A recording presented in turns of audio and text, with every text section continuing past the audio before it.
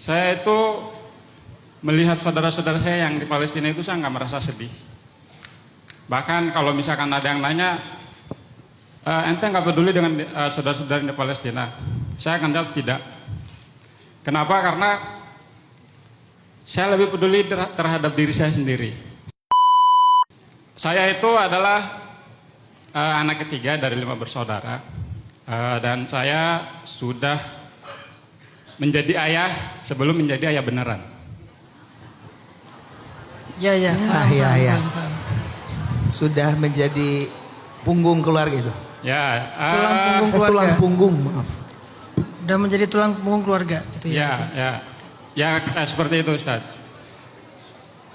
Ketika saya menjadi tulang punggung keluarga, kemudian juga ditambah lagi dengan kondisi finansial, kondisi ekonomi yang emang parah gitu kan. Terus ditambah lagi diuji dengan syahwat dan hawa nafsu. Nah itu menurut saya sendiri sebenarnya nggak sanggup buat menjalani kehidupan itu seperti itu.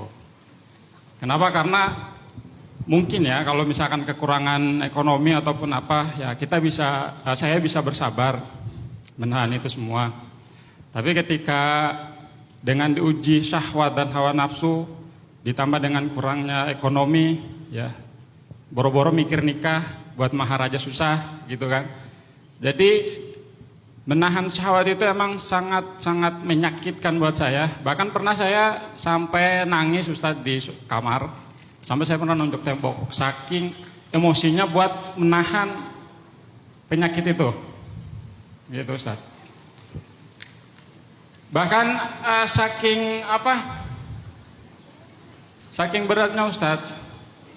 Saya itu melihat saudara-saudara saya yang di Palestina itu saya nggak merasa sedih. Bahkan kalau misalkan ada yang nanya, ente nggak peduli dengan saudara-saudara di Palestina? Saya akan jawab tidak.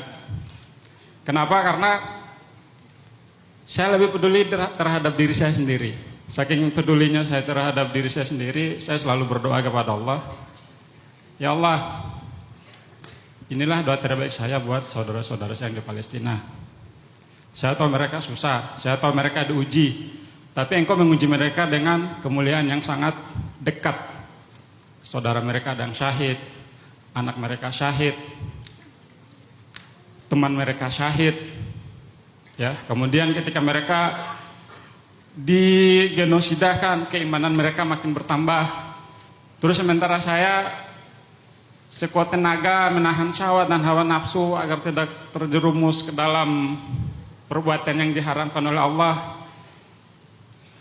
Auzubillah min dzalik, ketika kalau misalkan saya melakukannya, saya mati dalam keadaan su'ul khotimah. Jadi saya diuji dengan di pinggir jurang. Jadi menurut saya itu sangat berat sekali, sangat berat. Jadi saya berdoa itu, saya harap doa itu akan menjadi saksi buat saudara-saudara saya di Palestina bahwasanya saya tidak meninggalkan mereka, dan saya harap mereka juga tidak meninggalkan saya di akhirat kelak ketika di yaumul hisab.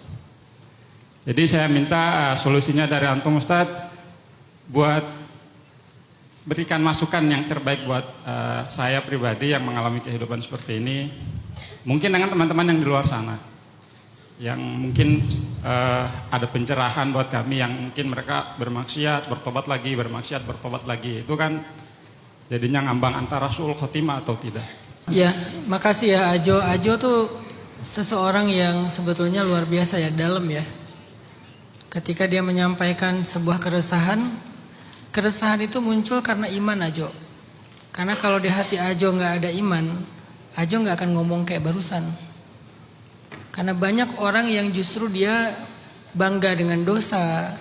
Banyak orang yang rasa berbuat dosa itu biasa aja, nggak muncul lagi rasa resah.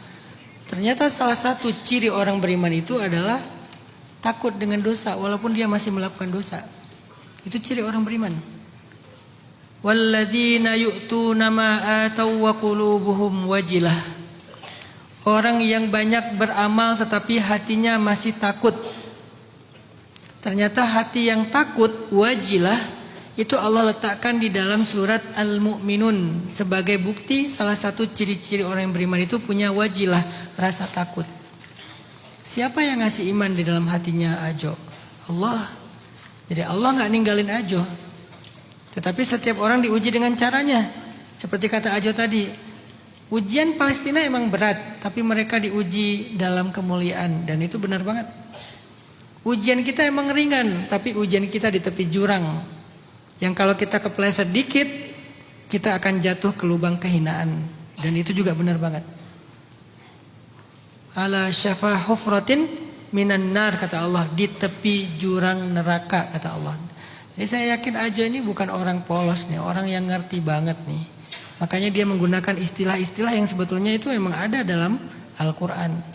Dan pemahaman dia tentang Palestina dan dirinya itu tuh keren sih. Makasih Ajo udah memahamkan kita juga, ngasih saya sebuah sudut pandang.